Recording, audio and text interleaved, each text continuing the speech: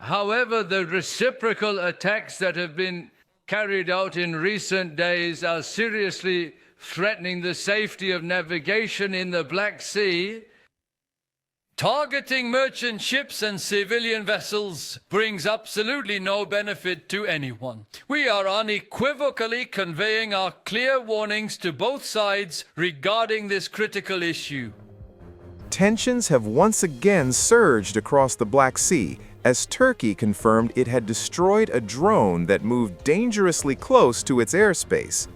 Late Monday night, Turkish radar systems detected an unmanned aerial vehicle approaching from over the Black Sea. Within moments, F-16 fighter jets were scrambled. The Defense Ministry says the drone was behaving erratically and was classified as out of control. To prevent any possible threat, Turkish forces made the decision to shoot it down in an area far from civilians. Officials offered no details on who launched the drone, where it came from, or how long it had been airborne. But Ankara's silence did little to calm regional fears.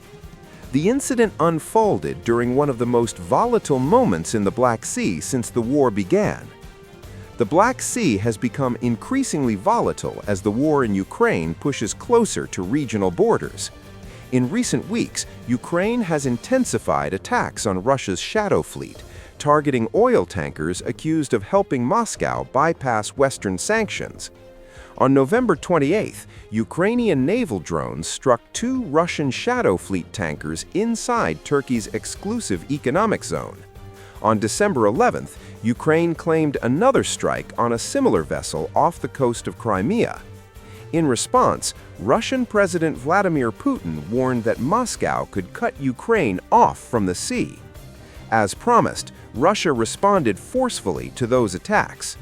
Only hours after Turkish President Recep Tayyip Erdogan met with Russian President Vladimir Putin last week, Russian forces launched strikes on Ukraine's Odessa region.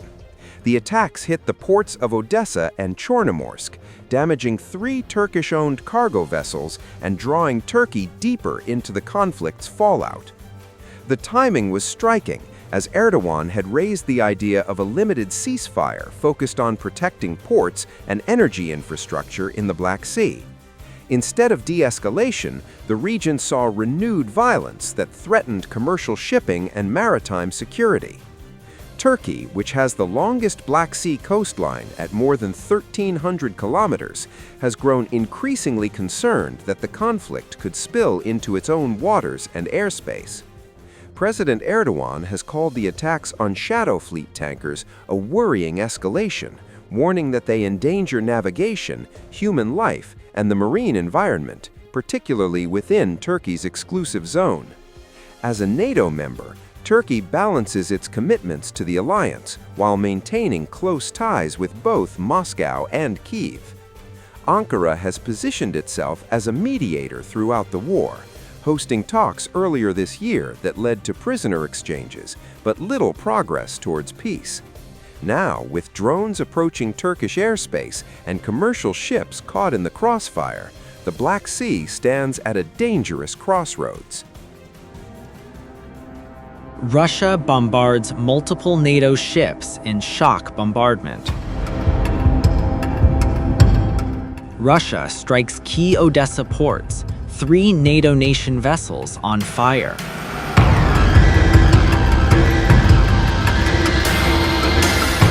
Zelensky cries for help as war shifts to the Black Sea from Ukraine. Russia has launched another major assault on Ukraine's coastline. In this time, the fallout has crossed international lines.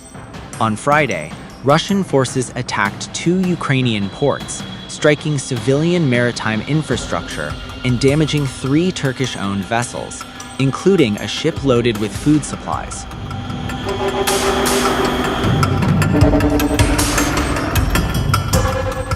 Ukrainian officials and one of the ship owners confirmed the details to Reuters, marking one of the most significant escalations in the Black Sea in recent weeks.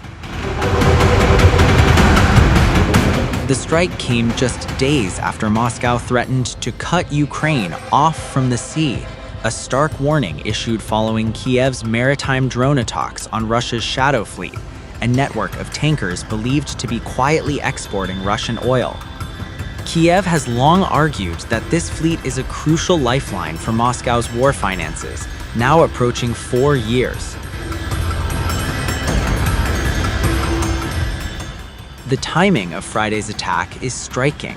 Only hours earlier, Turkish President Recep Tayyip Erdogan spoke directly with Russian President Vladimir Putin, suggesting that a limited ceasefire focused on protecting energy infrastructure and ports might help reduce regional tensions. Instead, the opposite happened.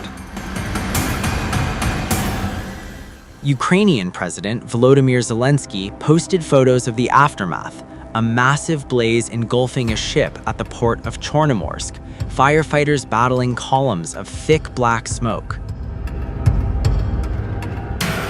This proves once again, said Zelensky, that Russians not only refuse to take the current opportunity for diplomacy seriously enough, but are also continuing the war aimed precisely at destroying normal life in Ukraine. The damaged ship, owned by Sank Shipping, was identified as the Sank T. The company said so far no casualties among the crew have been reported. Damage is believed to be limited, though assessments are ongoing. Ukraine's Deputy Prime Minister Alexei Kuleba condemned the strikes, saying Russia is targeting civilian logistics and commercial shipping, not military assets. He confirmed that ballistic missiles and drones were used in the assault, and that a private sector employee had been injured in a separate hit on Odessa port. A cargo loader was also destroyed. Ukraine's Navy told Reuters that all 3 damaged vessels were Turkish-owned, a detail later confirmed by Turkey's foreign ministry, which also emphasized that no Turkish citizens were harmed. Ankara renewed its call for an agreement to prevent further escalation in the Black Sea and halt attacks on navigation safety, energy facilities, and ports. The ports of the Odessa region remain a vital economic artery for Ukraine. As Kyiv intensifies its own strikes, including recent hits on Russian targets in the Caspian Sea, the struggle for control of maritime lanes and the future of Black Sea security is entering a dangerous new phase with no end in sight.